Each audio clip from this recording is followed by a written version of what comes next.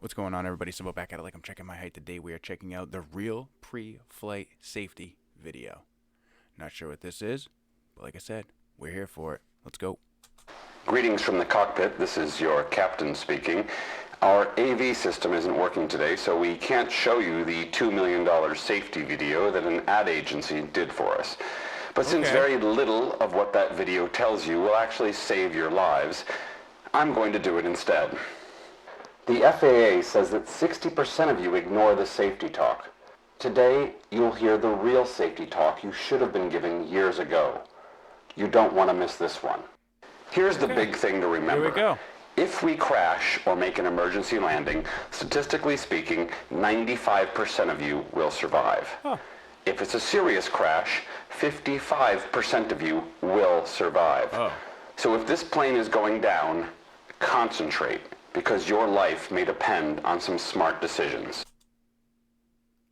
Yeah, like figuring out how far away you are from an exit, like figuring out how to get your... Ooh, I hate heights. I don't really mind flying too much, because I still trick myself and be like, no, you're on the ground. Kinda, because I'm sitting on something. I hate heights. Hate it. Keep in mind that 80% of accidents happen within the first 3 minutes and last 8 minutes of the flight. Oh. So that's when it would be wise to keep your shoes on and put your laptops away and stay focused. Okay. The safest seats on this plane are the ones facing backward, like the ones the flight crew are seated in. No, that's not a coincidence. So why don't they just turn all of the seats around in a plane? Why do we have to be facing this way? Why can't we be facing the other way? That doesn't make any sense to me. Why would they do that? In. No, that's not a coincidence. Okay. The next safest seats are That's over the interesting. wings, closest to the emergency exit. That's If you're what not I'm in one of saying. those right now, that's a bummer. But here's what you can do to help ensure your survival. In all the movies, when the plane breaks in half, it's never like right where the wings are, right? Because there's extra support. The wings are attached. There's extra metal there. So it can't break right off on the wing. It's either breaking in the front or the back. And normally, it's further down the back where there's less and less support, where the metal's, they're running in further and longer lengths and further lengths. Yeah, okay. I'm telling you. Bummer. But here's what you can do to help ensure your survival. Okay. Look where the nearest exit is. Now count the rows between you and that exit. If the cabin was full of smoke or upside down, or full of smoke and upside down, how would you get to the exit? Yes. Take a moment to visualize yourself doing just that. I'm saying. Now, look at your seatbelt. I know you all I'm know how to use it, saying. but that's because nothing is making you lose your shit right now. It's common for people in emergency stress situations to try to open that thing by pressing a button that's not actually there, like the seat. I've seen people try to do that when they get off of a plane. They'll still be sitting there like, why isn't this thing opening? Like, Situations to try to open that thing by pressing a button that's not actually there, like the seatbelt on your car. yep. So take a moment to imagine yourself lifting the flap in an emergency. In fact, do it now just to get used to the motion. Emergency evacuations on the runway are more common than crashes.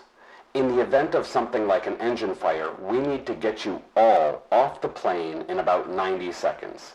This means you need to leave your fucking bags in the overhead bins and get off the plane in a quick and orderly way. Yes! Why is it that people feel a need?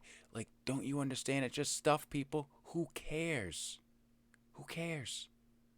You can go buy new stuff. Bags in the overhead Get off the bins damn and plane. get off the plane in a quick and orderly way. Those bags will bring the evacuation to a virtual halt.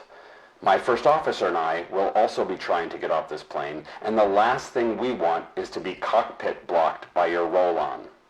Now, you're probably well aware that there's a life jacket under your seat. Forget about it. They're less likely to save your life than those little airline pillows. Sure, there was the famous That's 2009 interesting. emergency water landing on the Hudson, but there were boats on hand immediately, and no one actually needed a life vest. Okay. There was a flight that ditched in the Caribbean in 1970 where 40 lives were likely saved by the vests. But there was also one off the coast of Ethiopia in 1996 in which many passengers put them on too early and then couldn't get out of the flooded fuselage. To put it another way, if we replace those life vests with a box of chocolates, it wouldn't alter your survival odds. Let's take a second to talk about those oxygen masks. Here's the thing. If we lose cabin pressure at a fairly low altitude, no big deal. You can breathe just fine. If we lose cabin pressure at cruising altitude, you can't. Yep. If that happens, here's what I'm required to do.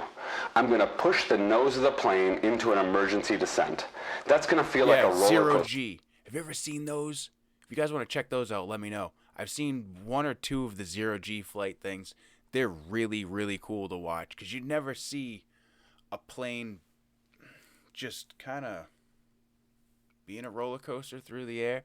But it's pretty cool. It's pretty cool. I didn't know they had to. This was an emergency thing for an airplane, though. When you start losing cabin pressure, I mean, it seems pretty obvious now. If you lose cabin pressure at an altitude, then you'd come down to where you could get pressure back into the cabin without the use of mechanics. I'm going to push the nose of the plane into an emergency descent. That's going to feel like a roller coaster drop, and it's going to scare the crap out of you. But it's not dangerous. Oh, okay. I've practiced. Oh. Also, by law, I need to notify air traffic control as well as the airline. And I need to do all of that before I can get on the microphone and tell you what the hell is going on. So don't be surprised if you don't hear from me for a bit. I'm just doing my job, and you're going to be fine. For those of you who didn't manage to get your masks on in time, you'll probably pass out and then wake up in a minute or two when I get the plane to a lower altitude. Okay. You want to know what the biggest danger is? That you won't get your frequent flyer points for this flight. Just kidding.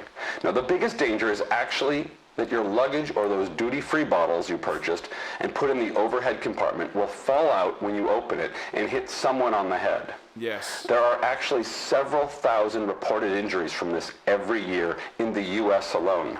Yeah. People literally just stand up and flip the overhead bin like everything's just supposed to stay right where it is the whole time. I've caught bags before that fall out of the overhead bin from hitting people.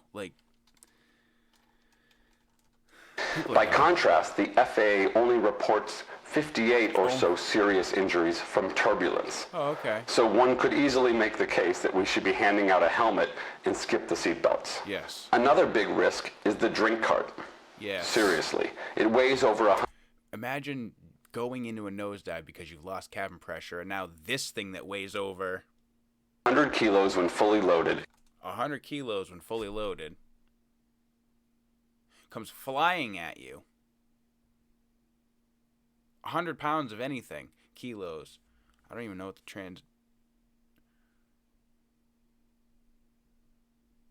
Yeah, I can't even think of it. I suck at math.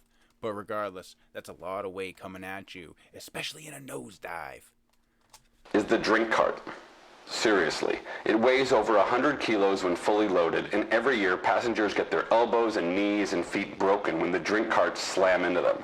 So keep your arms and legs tucked away. Why haven't the airlines put some safety padding on the drink cart? No idea. Seems pretty basic. Same goes for the spill-proof coffee and teapots and cups with lids. Every year, some poor passengers get hot coffee or tea in their crotch when there's a bit of turbulence. But until the airlines fix this, I'm afraid you're on your own. Now you're probably wondering, how can this bucket of bolts stay in the sky if we can't even get the AV system or the latch on your tray table to work properly? Yes. To be honest, we sometimes wonder that as well. But the stats speak for themselves. The actual risk of dying in a plane crash is about 1 in 11 million, according to the Harvard School of Public Health's 2006 study. So you are far more likely to be struck by lightning or killed by a shark. 15 years ago. And it's certainly much safer than driving. Right after 9/11, many were scared to fly. 12 to 20% fewer people flew. But because more people made driving trips instead of flying, a German professor estimated that an extra 1,595 people died in car accidents in the year after a 9/11 just in the US. Just a little reminder that we'll probably keep the seatbelt sign on for nearly the entire flight because our flight crew doesn't like to be bothered in the galley, and they definitely don't like trying to squeeze by you in the aisles. Please sit back and relax That's while we awesome. take forever to serve you a drink and barely edible meal, and then leave the tray on your table, making it nearly impossible for you to squeeze out of the chair and get to the toilet. Yes. Look forward to flying with you again. That was awesome. Alright, let me know if you guys want to check more of this stuff out. If you guys enjoyed it, make sure you check out the content creator. Check out one of the other videos that are floating around before you take off. And I'll catch you on the next one.